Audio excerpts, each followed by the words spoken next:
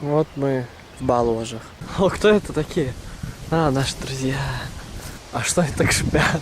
Они своих детей, да, защищают. Давайте подтягиваем. Вот мы приехали к Антону на дачу. И сегодня мы будем здесь отмечать Лыгу Светки. Что? Сейчас будет пати. Хороший огород. Цветы. Сад. Такая у нас музыка.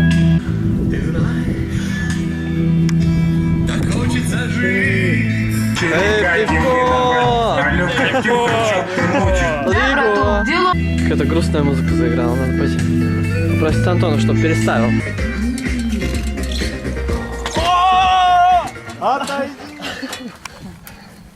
Вику пригласили.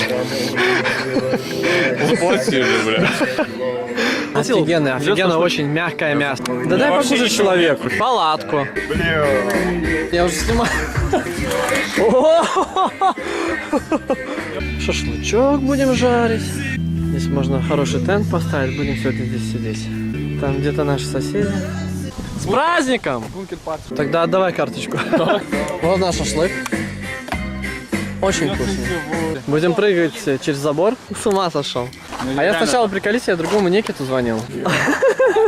Давай, дубль 2. Когда там кто-то лежать будет, да? Кто там спит, ты уверен?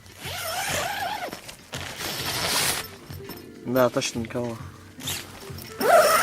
Нет. У вас тут офигенная тусовка. Буратино. Что?